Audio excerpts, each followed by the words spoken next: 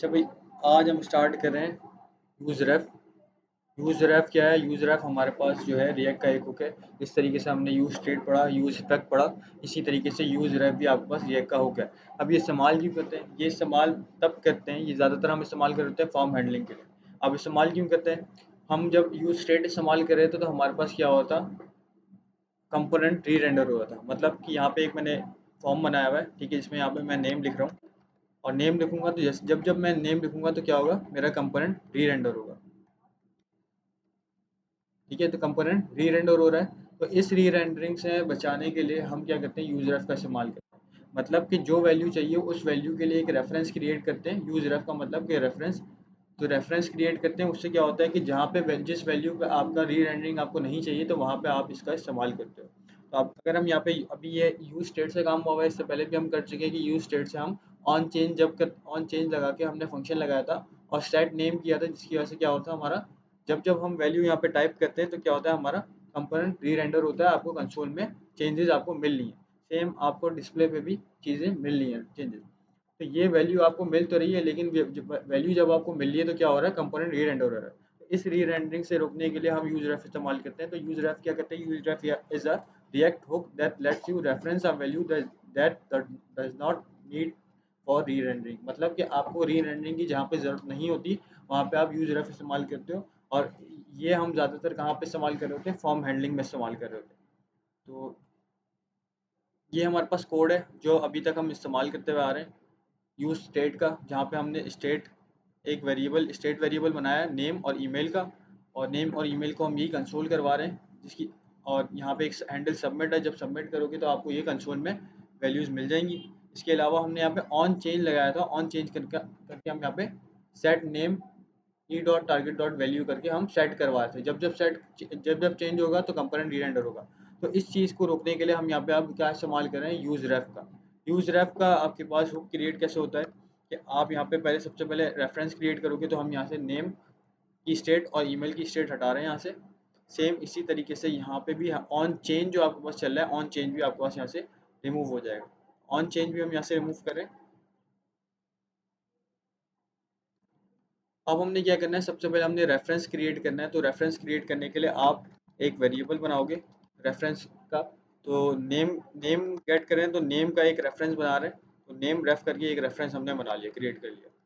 Name ref equal to करके आप यहाँ पे करोगे use ref equal to use use ref. Use ref में इनिशियल वैल्यू आपकी क्या होगी, नल होगी। तो फिलहाल आप नल करोगे इसको। इसी तरीके से नेम का जिस तरीके से आपने बनाया उसी तरीके से आपके पास क्या होगा, एक ईमेल का भी रेफरेंस क्रिएट हो जाएगा। ईमेल का आपके पास रेफरेंस क्रिएट हो गया। यहाँ पे हम नेम रेफ कर रहे हैं और इसको हम यहाँ पे ईमेल रेफ कर रहे हैं। ठीक है, तो दो रेफरेंस हमने क्रिएट कर लिए दोनों इनपुट फील्ड्स के लिए। अब क्या करना है हमने, सेट नेम और सेट ईमेल भी हट जाएगा हमारे पास यहाँ से। और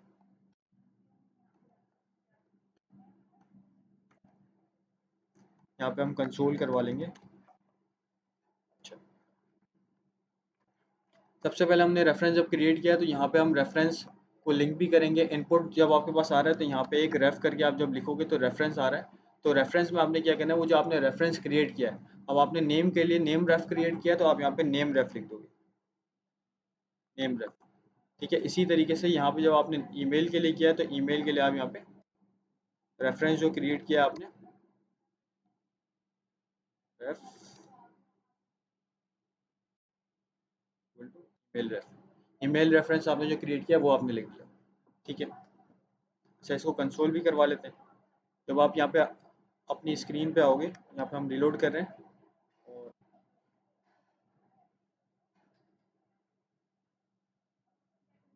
फॉर्म कंपोनेंट में एरर आ रहा है, reference email is not defined.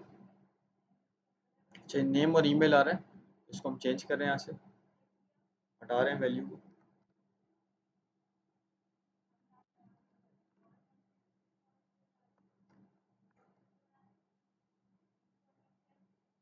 तो अब आपके पास फील्ड आ रही है और यहाँ पे जैसे ही आपने रिलोड किया तो आपके पास कंसोल में आपके पास आ रहा है नेम, और नेम के अंदर आपके पास करंट आ रहा है। अब करंट के अंदर आ रहा है इनपुट आपके पास, ठीक है, तो करंट आ रहा है तो मतलब कि आपको डायरेक्ट वैल्यू नहीं मिलेगी इसमें, आपने क्या करना पड़ेगा, सबसे पहले इसके करंट को एक्सेस करना पड़ेगा, ठीक है। तो हम इसको करंट को एक्सेस कर लेते हैं, तो यहाँ पे क्या करें हम, करंट नेम रेफ डॉट करके यहाँ पे करंट को एक्सेस करेंगे, ठीक है।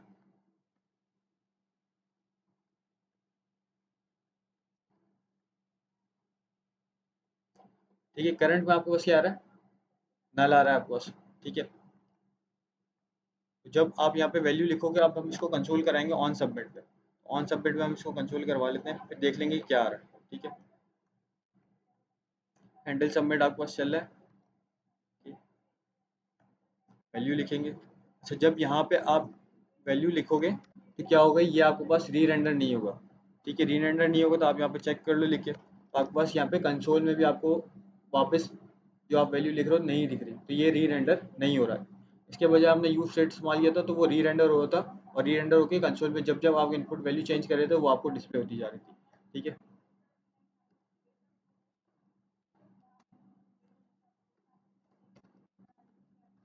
ठीक है, जब सबमिट कर रहे हैं,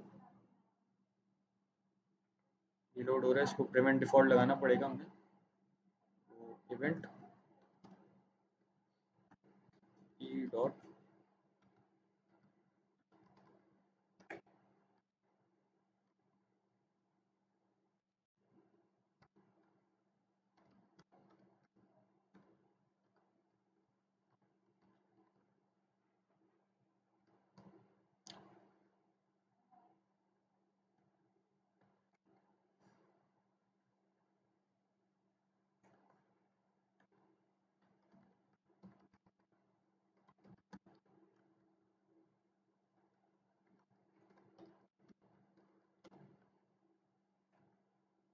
सबमिट करें तो आपके पास क्या आ रहा है, पूरा इनपुट आ रहा है आपके पास, मतलब अब वैल्यू भी नहीं आ रही है आपके पास, और जब आपने करंट किया तो वो पूरा इनपुट एलिमेंट आपके पास आ रहा है। तो इस इनपुट एलिमेंट में से आपको क्या चाहिए, इनपुट एलिमेंट आपको मिल रहा है, ठीक है। इस इनपुट एलिमेंट में आप मतलब जैसे आपने किया, कंसोल किया, तो कंसोल आपने क्या किया, कंसोल आपने किया नेम रेफ डॉट करंट, तो करंट करके आपको जो मिल रहा है, जब आप सबमिट करो तो सबमिट में आपको क्या मिल रहा है, पूरा इनपुट आपको मिल रहा है। तो इनपुट में से आपको क्या चाहिए, वैल्यू चाहिए। अब वैल्यू को कैसे निकालते हो, आप नॉर्मल जब यूज स्टेट इस्तेमाल करते हो तो आप क्या करते हो, टारगेट डॉट वैल्यू करके आप एक्सेस करते हो। तो यहाँ पे क्या है, आपने क्या करना है, आपको जब इनपुट मिल गया आपको, तो इनपुट के अंदर से डायरेक्ट आपने एक्सेस करना है, तो डॉट करके हम यहाँ पे वैल्यू लगा देंगे तो आपको वैल्यू मिल जाएगी, ठीक है। वैल्यू का एट्रीब्यूट आपने एक्सेस करना है, तो वैल्यू करके एक्सेस कर लेंगे, सेव करेंगे। अब चेक करेंगे जब आप, तो आपको वैल्यू में क्या मिलेगा,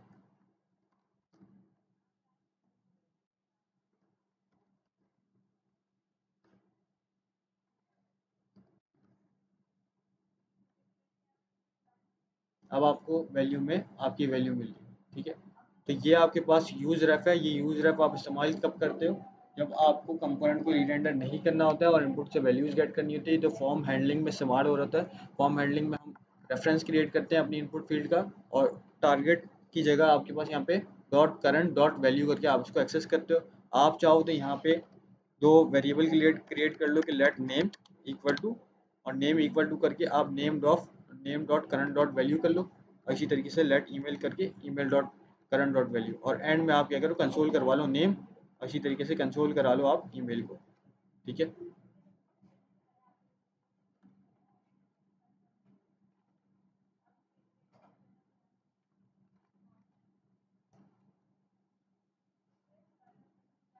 ठीक है, बात हुई। अच्छा, इसको लोकल स्टोरेज पे हम सेव करवा रहे हैं, तो नेम और ईमेल आपको मिल गया है। आप क्या करोगे, local storage dot set item करके आप नेम करके नेम कर दोगे, और इसी तरीके से ईमेल करके ईमेल कर दोगे, तो ये आपका सेट हो जाएगा।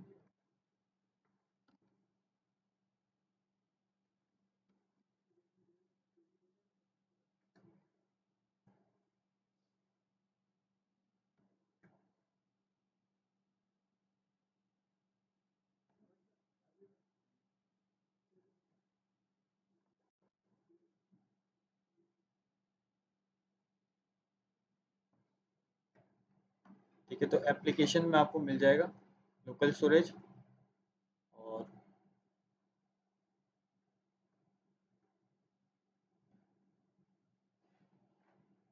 ठीक है, यहाँ पे आपको ईमेल और नेम मिल रहा है। ठीक है, नेम के अंदर आपको नेम मिल रहा है और ईमेल के अंदर आपको ईमेल मिल रहा है। अगर आप इसको रिमूव कर दोगे, डिलीट कर दोगे तो ये डिलीट हो जाएगा, फिर उसके बाद आप दोबारा कर सकते हो। डिलीट कर दिया हमने इसको यहाँ से। ठीक है, फिर हम सबमिट कर रहे हैं। ठीक है, तो फिर सबमिट करेंगे तो फिर आपके पास आ जाएगा यहाँ पे। ठीक है,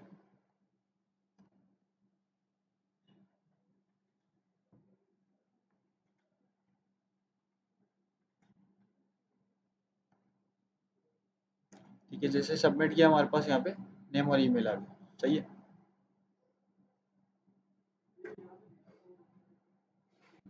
ठीक है, जब चेंजेस भी करोगे तो भी आपके पास आ जाएगा। जिस तरह मैं आगे नाम लिख रहा हूँ, कंटिन्यू सबमिट कर रहा हूँ, ये क्या कर रहा है आगे लोकल स्टोरेज में भी वो चेंजेस कर रहा है।